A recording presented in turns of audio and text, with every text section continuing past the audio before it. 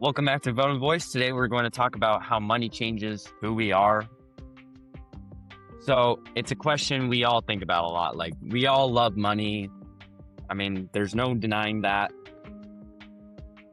We often get obsessed about money. So does money actually change the way we think and behave? Or does it just reveal who we really are, like outside of our personality? We as humans are obsessed with money, like no matter where we are. This is not about what class you're in, like social class or social status. This is about like money in general. So one of the biggest things about money that can control you is how you feel on certain things. For example, like you may notice your medical bills are like insane. You're like, WTF? Like, I can't afford that, for example. And that's when we think we wish we were rich, then I wouldn't have to worry. And, that's true in a way.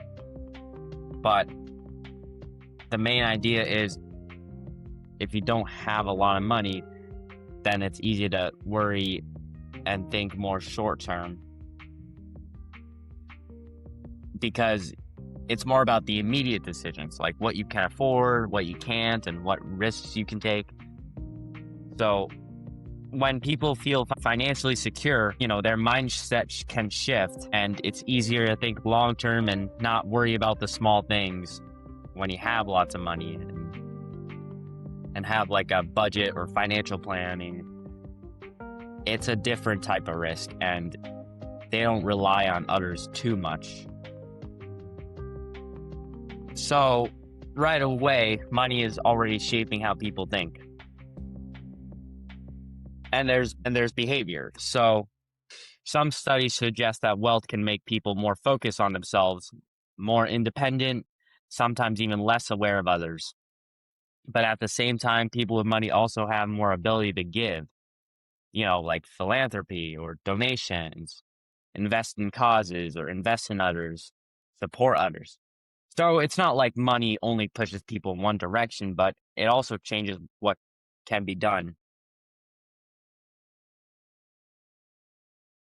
And here's a social angle. So another thing people don't always think about is how society reacts to money.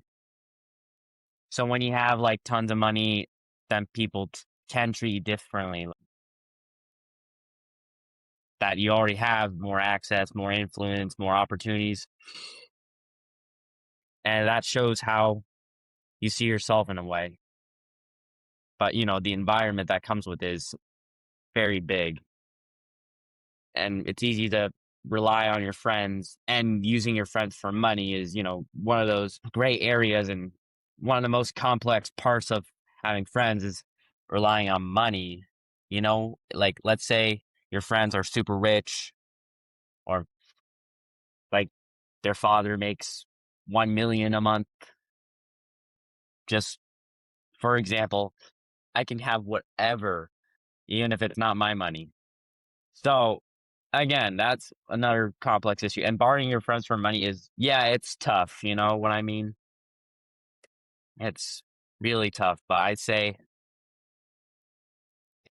if it's too much. So I do want to talk about celebrities as well, or athletes, like, and any celebrity you can think of, internet or influencer.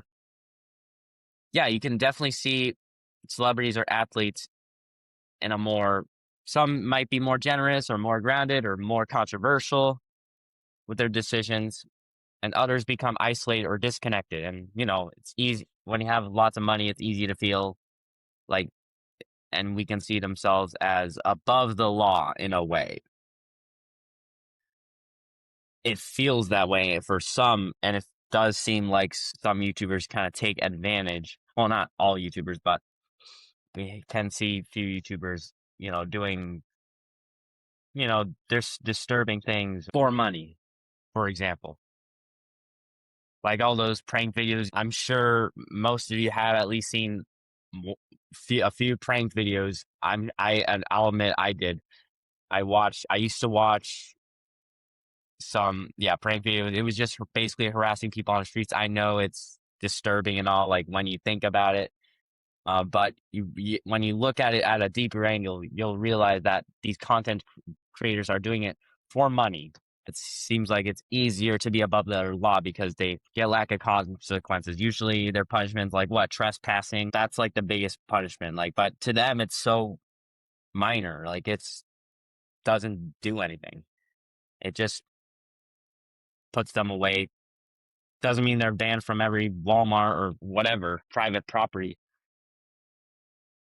Sometimes money doesn't really change people the way we think in some cases. So it does amplify what's already there. Like, for example, if someone is disciplined, money might make them more structured and focused. And if someone is reckless, it might just give them more room to act that way. So let's talk about money in terms of like pricing. So you'll see that there are plenty of places, whether it's fast food, healthcare, housing, education, technology. Yeah, pretty much a lot of things. Or supplies, a car, anything. Like, think about anything. We see two types of people. This is how I see it. I see two types of people. There's one that's the price sensitive, and one there's the value sensitive. And this has nothing to do with class, but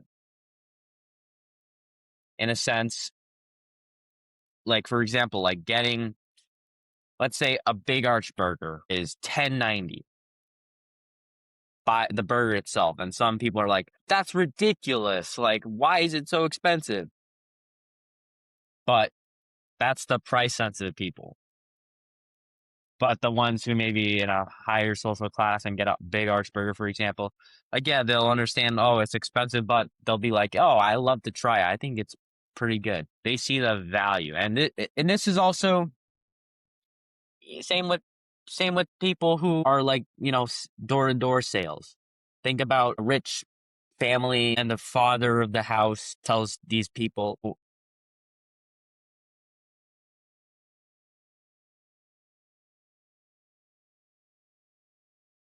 yeah, they're changing the people who fix the pool, and the family really loves it. Yes, it's a lot of money to fix that thing, but they see the value in it because they believe, oh, their kids will play in it this summer, so might as well fix it now. So there's this whole urgency, and but the price sensitive people are like, oh, I do want a little more pricing. Could you give me a discount? Like,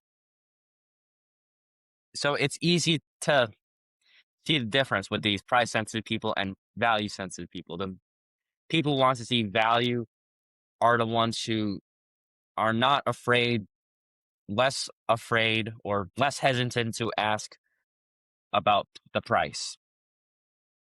And the ones who are price sensitive are more concerned about price. They care about the cheap stuff or the most affordable. So yes, there's many things that are a lot of money, but at the same time, sometimes we forget the value and the services that we provide, that we are being provided with. So I hope you learned something from this whole money changes everything. It's easy to feel like, oh, your life is better with more money. Oh, I make $1 million a year kind of thing because housing, oh, I really need housing and a car and everything because I want to grow up and have this dream of life.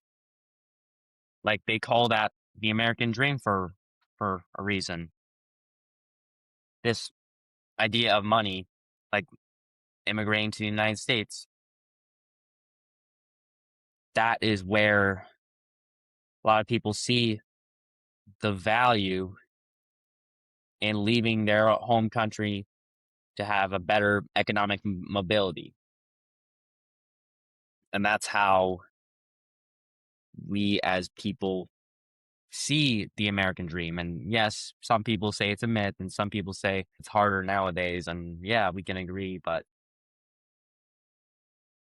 it just means that the American dream is just, yeah, really a dream. I'll have a very successful life or successful where you don't have to worry so much about money too much, but a lot of us still do, immigrant or not immigrant. Yep. So that wraps it up. And yes, this connects to bigger things too, like how people think about inequality or success or fairness, because the way we view money often shapes how we see the world. So maybe the better question isn't, does money change people? But it's, what does money allow people to become? I hope you enjoy this video, and I'll see you in the next video. Thank you for watching Voter Voice, and I hope you subscribe and share and comment to let me know how I did, and I'll appreciate the feedback. Thank you very much.